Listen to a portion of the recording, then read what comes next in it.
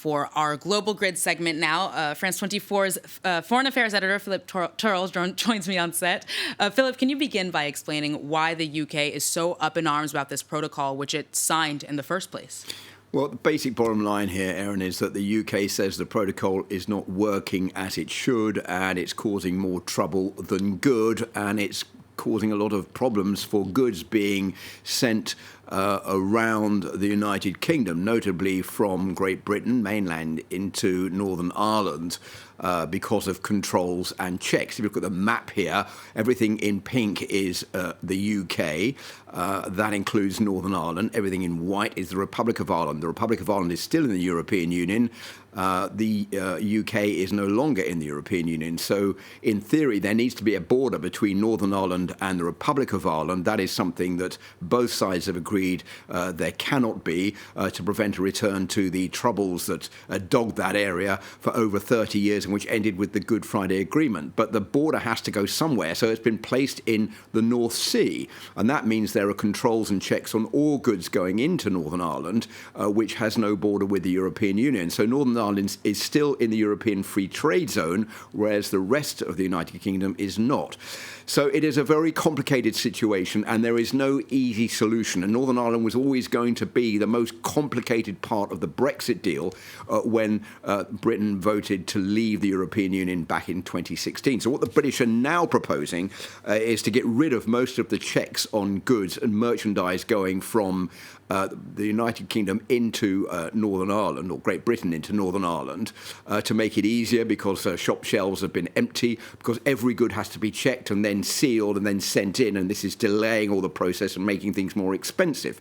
And the second thing that London is asking for is that the European Commission and the European Court of Justice no longer have any right in overseeing how jurisdiction is undertaken in Northern Ireland. They say that should now be taken by courts in the UK. That's something that the European Union is going to say probably will not be allowed. So those are the two requests that were put forward by Lord David Frost yesterday. The problem here is that the European Union is looking at this saying, well, look, Britain, you voted for Brexit, you agreed to the protocol, and even Boris Johnson came forward afterwards and said, oh, well, we didn't read the protocol really thoroughly enough, and we didn't really take into account everything that was going to happen. So therefore, this is not working properly and is causing more trouble than it is supposed to cause, and that's why we want to have a complete rewrite. Let's rip it up and let's start all over again. And Philip, if they don't get exactly what they want, they have threatened to invoke Article 16. What exactly is that article, and what is the role of the European Court of Justice? Okay, first of all, Article 16. Well, Article 16 is a clause in that protocol which allows each side to suspend the protocol if it causes what are termed economic, societal, or environmental difficulties. And then each side can take what is called rebalancing action in a way to find, or in a means to find a way out of it.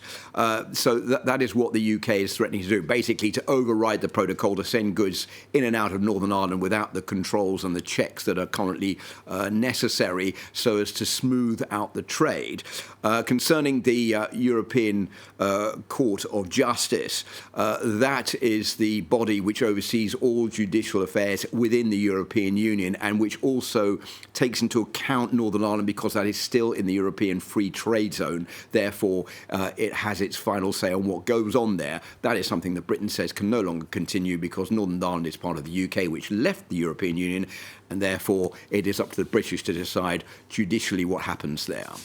Well, how do you think that the EU will react when it issues its response today? Well, the reaction is going to come this afternoon at 16:30. That's Universal or Greenwich Mean Time, when there's going to be an address by the European Commission Vice President, who's going to put forward what the EU is proposing. The European Union is disappointed that Lord David Frost went ahead and gave his address yesterday, just 24 hours before the EU was going to give theirs. They say, well, Lord Frost should have waited for the EU to put forward its proposals before answering us. It wanted to jump the gun somewhat. So there is disappointment in EU ranks there.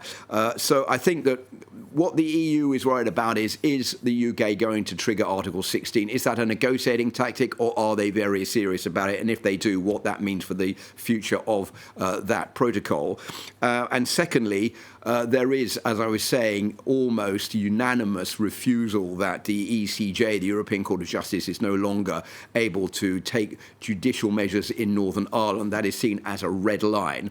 So the bottom line here, Aaron, is that I think this is going to drag on for a very long time. These discussions, as one EU official put it, are going to continue unhappily. And we're looking at weeks and weeks of negotiations and threats and basically disagreements between the EU and the UK over the protocol. That Brexit saga, never-ending Brexit saga, continues. Thank you for explaining those very complex details. Philip Turle, our international affairs editor.